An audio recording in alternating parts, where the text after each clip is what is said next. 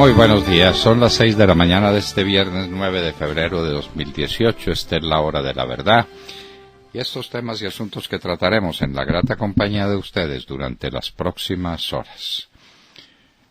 Pasadas las 6:30 de la mañana estará con nosotros Marta Lucía Ramírez, exministra de Defensa, exministra de Comercio y candidata a la presidencia de la República por la Gran Alianza. Marta Lucía Ramírez estará con nosotros en la hora de la verdad. Mañana empieza el paro armado del ELN, pero no hay que tener miedo. Señores, nos va a defender Óscar Naranjo. Sí, el mismo que salió corriendo del Palacio de Justicia horas antes de que lo atacara el M-19, el mismo que mandó a unos policías a hacer una vueltica en Jamundí y que fueron muertos los policías en un encuentro fortuito y desgraciado con un destacamento del ejército, un pelotón del ejército, el mismo del que dicen sus amigos en Venezuela que era el íntimo amigo de Jabón, el gran narcotraficante. De modo que no tengan miedo, Naranjo nos va a defender. Les anticipamos, queridos amigos, que en pocos días, la semana entrante, estaremos haciendo unas revelaciones que van a estremecer al país.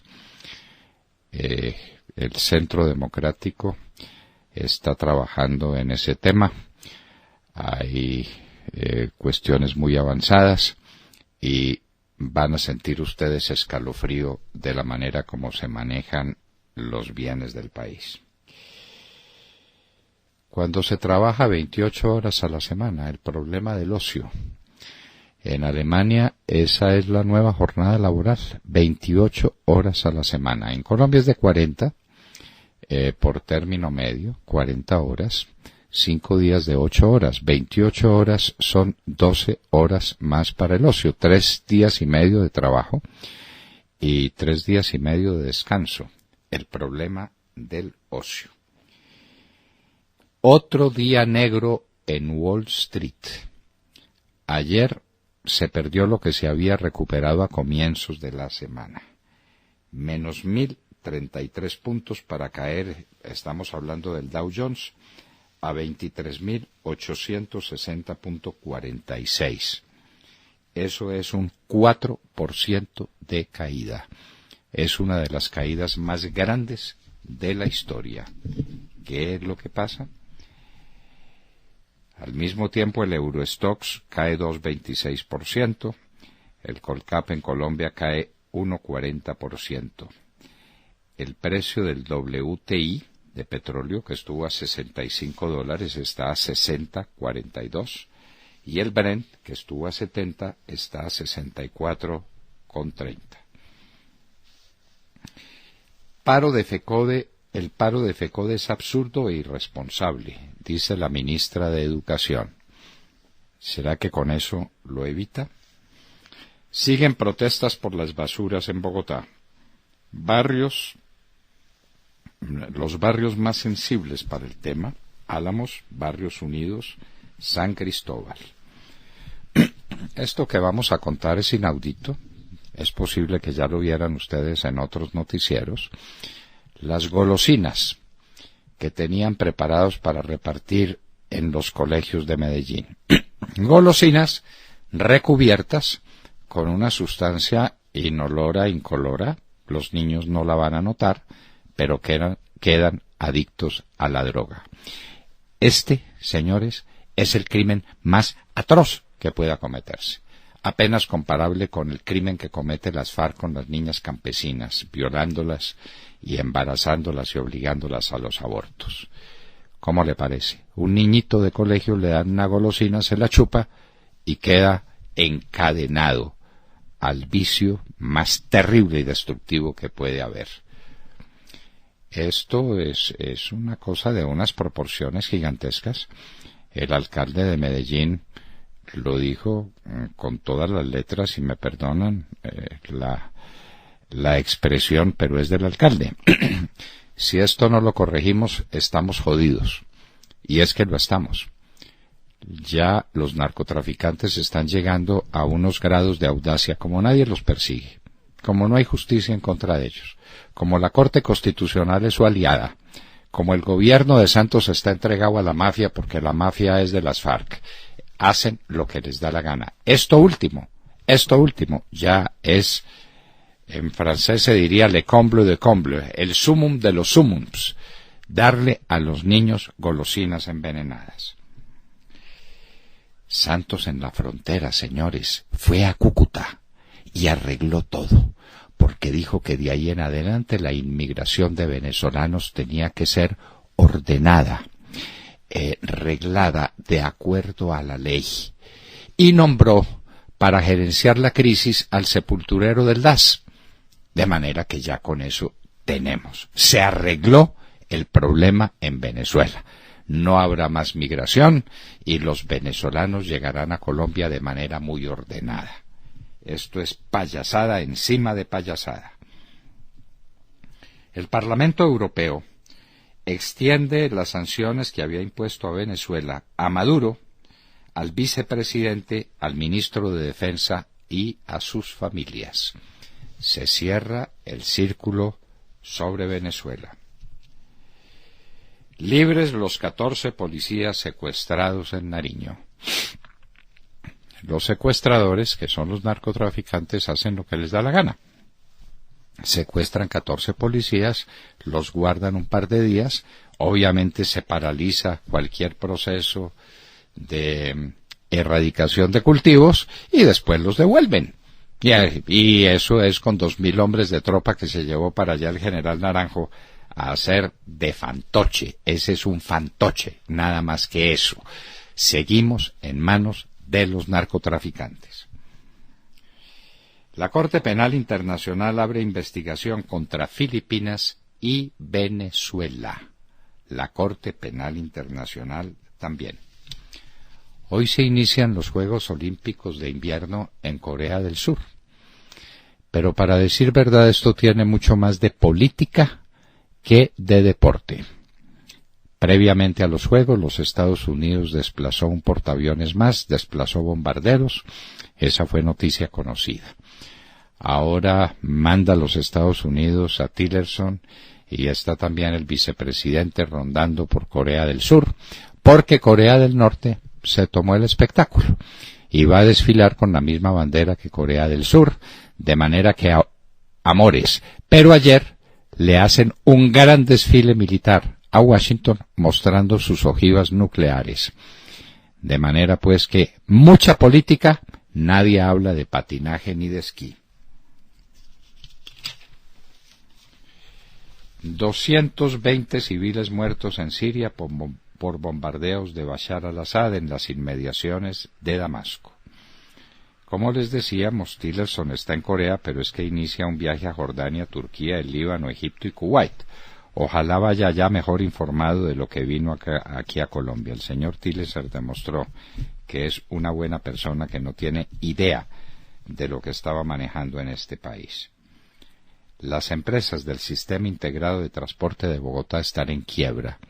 Ayer pidió la protección que se pide, un proceso de quiebres para eso, para pedir protección de los acreedores, una compañía que se llama Suma, y es la quinta compañía insolvente del Sistema Integrado de Transporte. A Peñalosa se le vino el mundo encima, es con las basuras, es con el Sistema Integrado de Transporte. Nombró una gran gerente para el metro, pero vamos a ver si la ex canciller, la Conchi Araujo, es capaz de hacer algo en este mare magno. Y en Hoy en la Historia recordaremos lo que pasó en el muro de Berlín y en toda Europa Oriental en 1989. Estaba conectado eso también con las noticias espectaculares que llegaban de China, cuando China asesinó en la piazza de Tiananmen a un número que nunca se sabrá de manifestantes. Nunca se sabrá cuál fue ese número de personas sacrificadas en Tiananmen. Pero lo que pasaba en Europa, en Hungría, en Polonia, luego en Alemania Oriental con Honecker, luego en Rumania, en la Rumania de Ceausescu, y lo que hacía el gran líder del tema y el hombre probablemente más controvertido que haya tenido Rusia en su historia, Gorbachev. De todo esto y de mucho más hablaremos con ustedes en las próximas horas, en la hora de la verdad. Días a todos. Bueno, pues, ¿quién entiende al gobierno, no? Solo unos días después de que el secretario de Estado de los Estados Unidos, Rex Tillerson, agradeciera a Colombia todo lo que está haciendo por los miles de desplazados venezolanos, ¿recuerdan? Todos los que llegan a Colombia, y después de que Estados Unidos prometió enviar recursos a través de Colombia para esos venezolanos, el presidente Juan Manuel Santos ordenó desplegar más de 2.000 uniformados en la frontera con Venezuela y anunció que se acaba la expedición de tarjetas de movilidad fronteriza para los venezolanos. Es decir, la respuesta de Colombia a una de las crisis humanitarias más profundas que vive el vecino país, pues es reforzar los controles migratorios y controlar la entrada de los venezolanos. El Premio Nobel de Paz, haciendo honor a ese premio que recibió, dijo incluso que no se expedirán más tarjetas de movilidad y nombró a un gerente de frontera. Esto sí es también nuevo, ¿no? Un nuevo cargo que no sabíamos que existía y del que se hará cargo el llamado en este programa sepulturero del DAS, Juan Felipe Muñoz. Ese personaje que, como recordarán, fue director del DAS en su periodo de extinción, ¿recuerdan? Bueno, pues estará acompañado por una junta directiva integrada por varios ministros. Es decir, una vez más, y al mejor estilo del gobierno del presidente Juan Manuel Santos, mesas directivas, nuevas gerencias y restricciones para manejar una de las crisis humanitarias más graves que vive el pueblo venezolano. Pregunto, ¿es esta una respuesta adecuada a una crisis tan grave? La ayuda que Estados Unidos pensaba mandar a los venezolanos a través de Colombia, ¿para qué será? Pregunto, ¿para reforzar la frontera o para ayudar a los miles de venezolanos que huyen de un régimen que los mata de hambre? ¿En qué quedamos? Pregunto. ¿En qué quedamos? ¿Cómo le parece que a ponerle orden a la frontera? Ponerle orden a una crisis humanitaria de esas dimensiones. Ponerle orden a una gente que lo ha perdido todo. Perdió su país, su paisaje, su trabajo, su vida, todo. Y viene a buscar un refugio en Colombia. Hay que ponerle orden. Ahí está Santos pintado. Y para ponerle orden, nada menos que el sepulturero del DAS. ¿Qué irá a sepultar ahora? ¿Cómo le parece? Bueno, pero ese es Juan Manuel Santos. Entonces ya fue a la frontera y ya arregló el problema. Sí, a mí me parece que la solución no es humanitaria, empezando por el nombramiento del gerente. Si fuera humanitaria no hubiera nombrado a este señor, que fue el que estuvo en el periodo de extinción del DAS. No entiendo, la verdad, les quiero decir que no entiendo. Tampoco entiendo hacia dónde irán entonces esos recursos que prometió Estados Unidos. Yo creí que esos recursos era para ayudar a atender a los miles de venezolanos que huyen del hambre, ¿no? De un régimen que los está asfixiando, ¿no? ¿Y quién se quedó, y esto entre paréntesis, con el equipamiento fantástico que tenía el DAS para hacer su oficio? Es decir, para hacer inteligencia a los bandidos, a los secuestradores, a los asesinos, a los guerrilleros. ¿Qué se hizo? El DAS estaba espléndidamente equipado. Este sepulturero, ¿a quién le entregó las cosas? Entendemos que llegó rápido, muy rápido, a caer como un buitre sobre lo que tenía el DAS, un señor llamado Óscar Naranjo, ¿no? Entendemos. Pero el sepulturero del DAS tiene el secreto. Entonces ahora quedamos todos tranquilos porque el sepulturero del DAS va a gerenciar la crisis con Venezuela, que es una crisis de orden político y macroeconómico de unas dimensiones enormes. Esto no se arregla pidiéndole el pasaporte al uno y preguntándole al otro cuántos días se va a quedar y en qué parque va a dormir. Esto es un problema de alta dimensión política internacional. ¿Y cómo le parece? En manos de un personajito como Felipe Muñoz. Por Dios, qué desproporción, qué presidente el que tenemos, por Dios, si a esto se le puede llamar presidente. Los grandes problemas del país manejados con este criterio de tienda de barrio. Por favor. William Calderón. Doctor Londoño, buenos días Colombia, gracias por invitarnos a sus hogares y a sus vehículos. Hoy es viernes 9 de febrero del año 18. Faltan 179 días para que termine el más corrupto gobierno en la historia política de Colombia, el narcogobierno de Juanpa. Non aviati pavura, como lo recordó el director de la Hora de la Verdad. En la sacristía de la sala de redacción de esta emisión de noticias, el sobreviviente del atentado perpetrado por los amigos del régimen, Fernando Londoño Hoyos, nos recordó y nos dijo: no tengáis miedo, dice con voz meliflua, o con meliflua voz, el segundo a bordo del régimen de complicidades, Óscar Coca Naranjo, el montesino colombiano, que dirige el sátrapa bolivariano de Colombia, conocido por sus camaradas como el comandante Santiago, ante el anuncio hecho por sus amigos, los helenos, los primeros ecocidas de la humanidad, quienes anunciaron otro paro armado en todo el país, que obviamente incluye, y nos recuerda, la destrucción de nuestros oleoductos, voladuras de torres de energía, asesinato y secuestro de policías y militares, de pastores de la iglesia como Monseñor Jesús Emilio Jaramillo Monsalve, ejecutado por los amigos del presidente de las FARC en 1989, la conflagración de los habitantes de Machuca, reducidos a cenizas. Con esta carta de presentación, estos criminales arrancan mañana, los mismos que están sentados allá en Quito. Pero, como lo dijo el doctor Londoño, hoy, en el Día del Periodista, tranquilos, no tengáis miedo, a la manera del Papa Francisco. Non aviati pavura, no tengáis miedo. Muy bien, de manera que desde mañana en las carreteras, en los aeropuertos, en los puertos, en cualquier parte, pueden aparecer los del ELN con una bomba aquí, con unas ráfagas allá, asesinando a la gente, secuestrando a la gente, haciendo pescas milagrosas. ¿Qué van a hacer en el paro armado? Sí. Pero tranquilos, porque nos defiende Naranjo. Ahora, ¿con qué hombres van a hacer este despliegue en todas las carreteras y en todos los sitios estratégicos para proteger a los colombianos? Ya mandaron 2.000 a la frontera. Hágame el favor, para defenderse de los venezolanos que vienen suplicando un plato de comida, suplicando refugio. Hay que ver lo que son las escenas desgarradoras de los venezolanos llegando a este país para protegerse de los bandidos de allá, amigos de un candidato de acá, de Gustavo Petro, para ser más preciso.